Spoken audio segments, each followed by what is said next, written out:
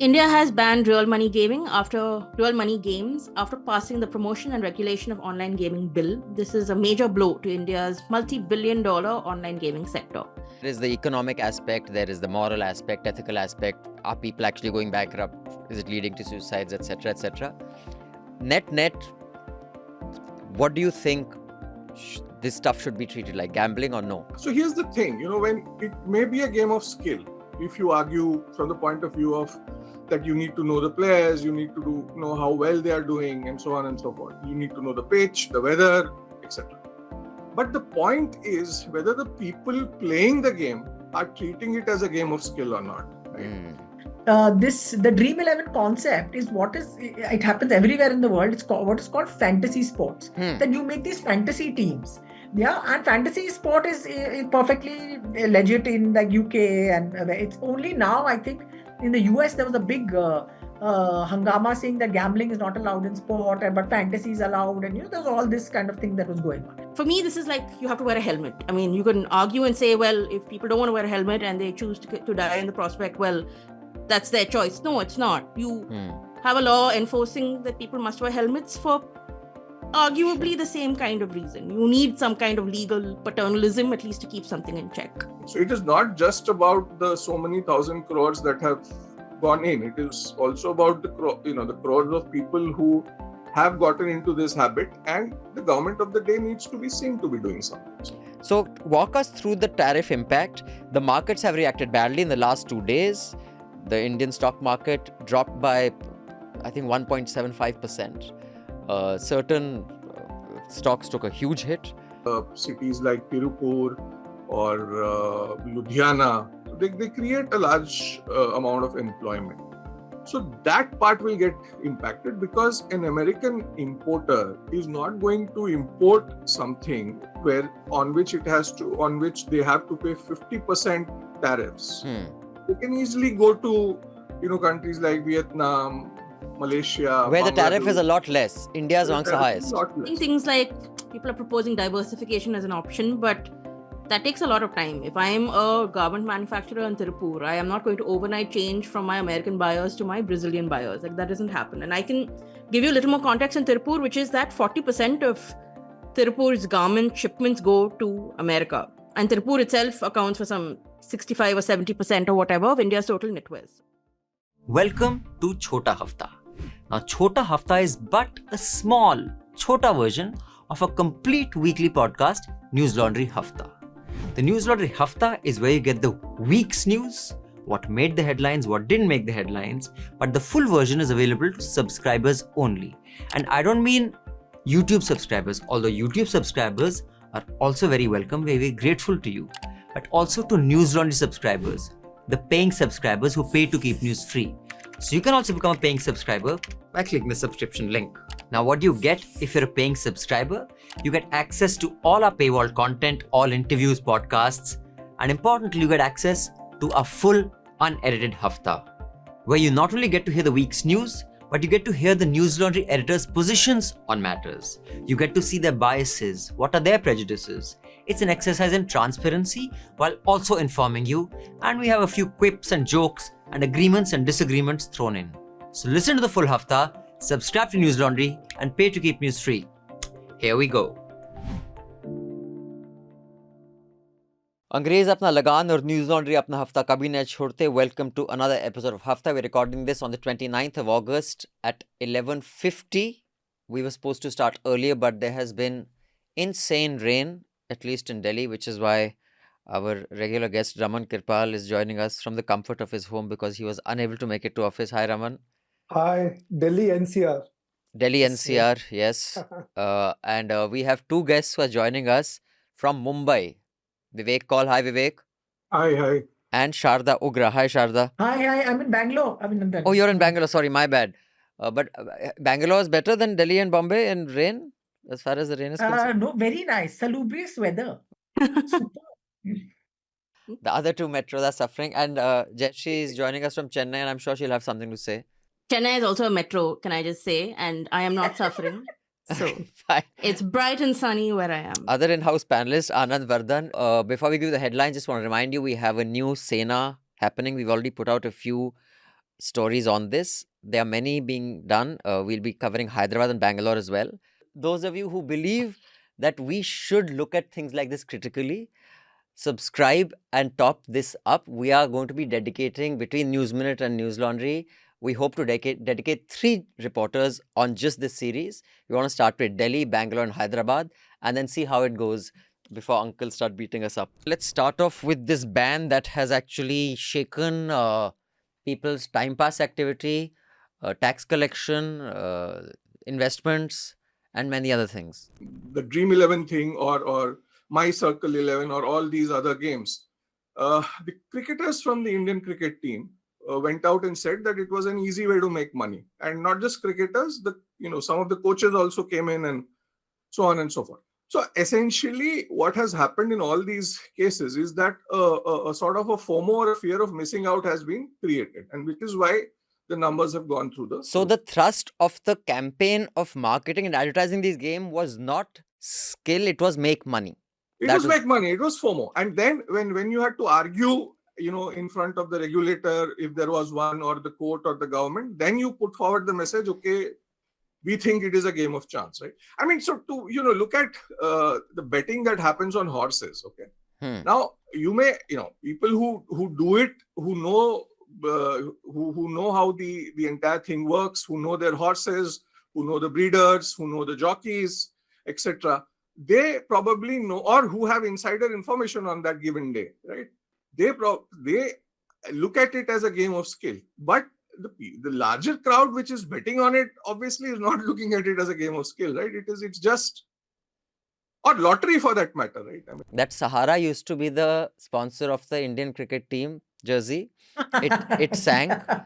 Byju's used to be the sponsor of the Indian cricket team jersey.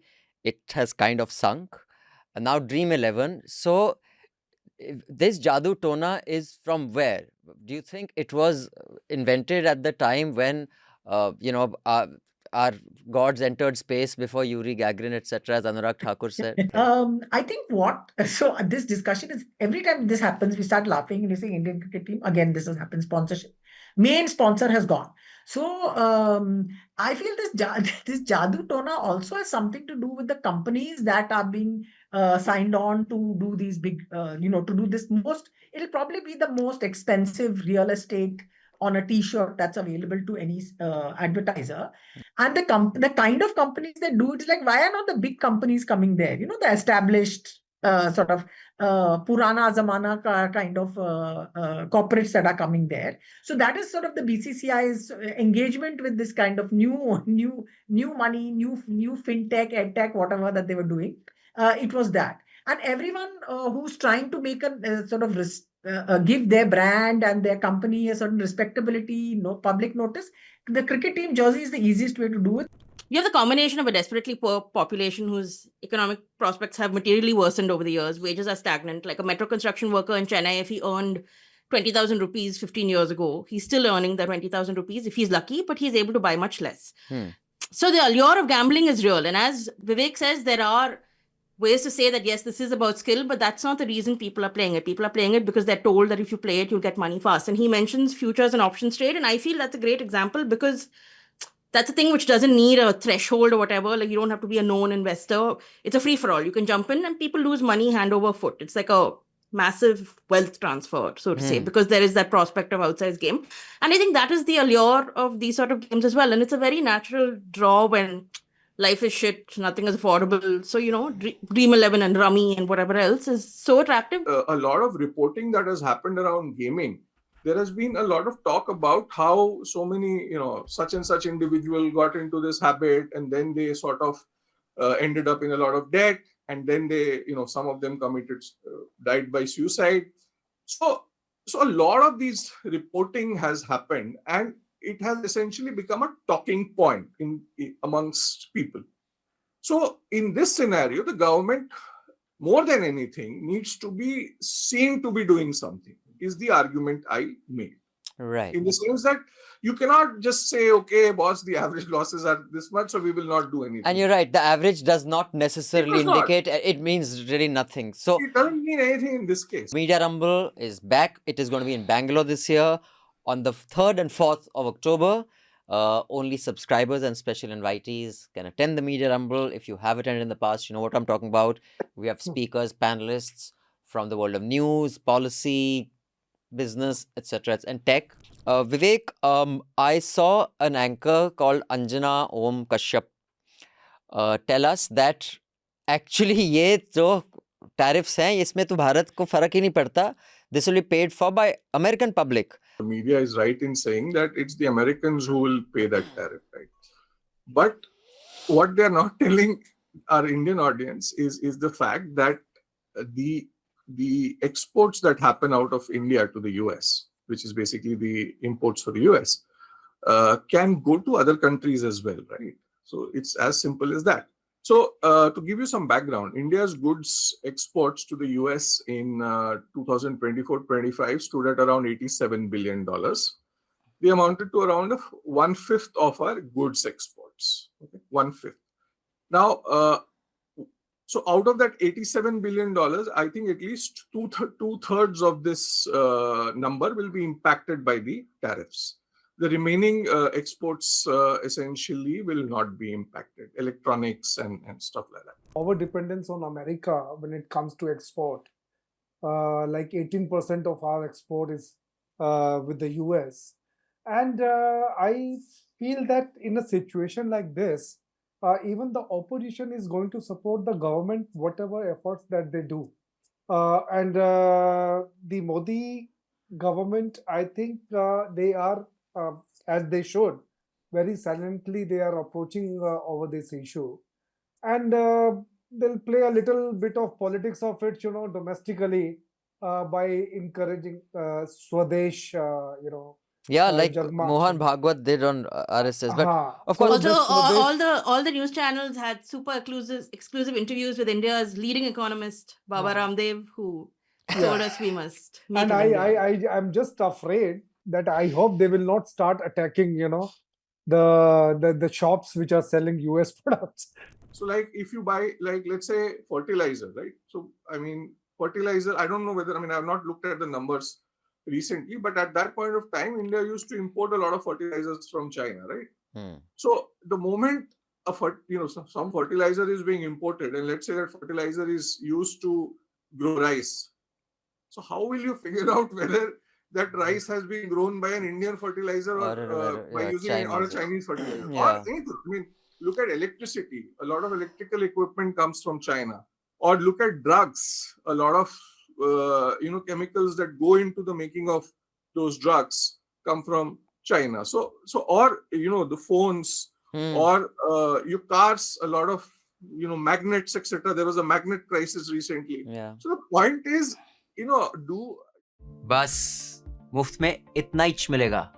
For the full uncut podcast, subscribe to News Laundry and pay to keep news free.